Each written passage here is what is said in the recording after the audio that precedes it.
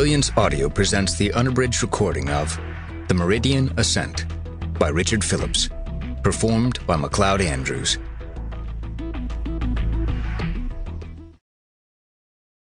I dedicate this novel to my lovely wife, Carol, who has been my best friend and companion for 36 years.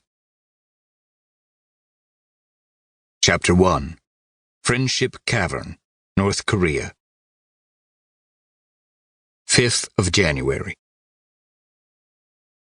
Alexander Prokhorov, wearing his dark gray suit and black Oxford, stared down from the observation platform at the enormous array of machinery that would soon power up the Friendship Gate. He smiled, an expression he rarely bothered to show. Not that he was calm, far from it. His nerves were so alive that sparks felt like they could fly from his fingertips at any moment. The seconds ticked off in slow motion, making each minute an hour.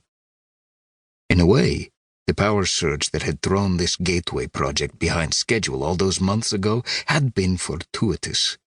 It had allowed Dr. Alana Fitzpatrick to add a group of scientists from the United States to the team, led by Dr. John Guo.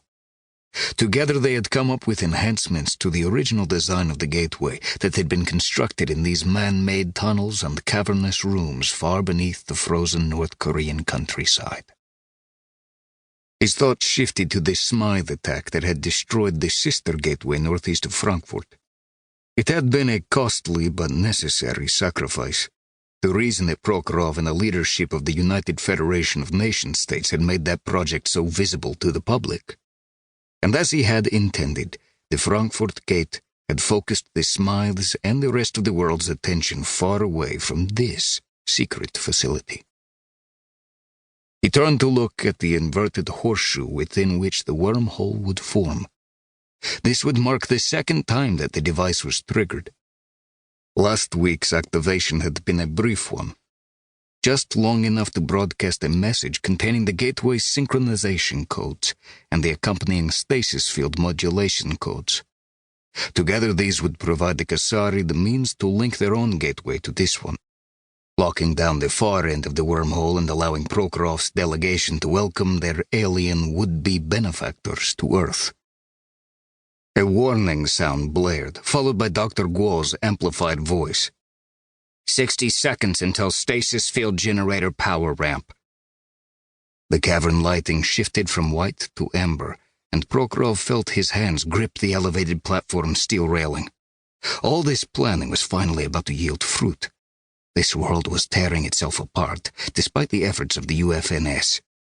It needed the guidance and wisdom that only an alien species that had worked through these primitive problems in its own distant past could provide. And this time, the Smythes would not be present to screw things up. The 10-second countdown to stasis field generator power-up blared from the loudspeaker. When the count reached 0, a low hum arose and the stasis field shimmered to life, covering the wormhole gateway opening with a semi-transparent blue glow. The color wasn't necessary other than to provide the observers visible evidence of the gateway's presence and dimensions.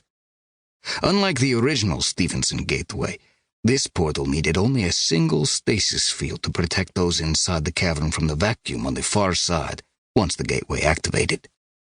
The field would also provide a barrier against the different atmospheric composition and pressure from the Kasari world once the two wormhole devices successfully linked. The stasis field modulation codes that this team had provided would enable the Kasari and their equipment to pass through the gateway while ensuring that the waiting human scientists continued to breathe. 10 seconds until wormhole activation, Guo's voice announced. As the new countdown proceeded, Prokhorov swallowed hard. The presidents of the 4 UFNS member nations should be here, standing beside him. However, citing security concerns, all 4 had demurred. This confirmation that the Federation's leadership consisted of a group of cowards embarrassed Prokhorov. But he would stand in for them. On his orders, no security or military personnel were allowed anywhere inside this warren of tunnels and vast underground bunkers. He would take no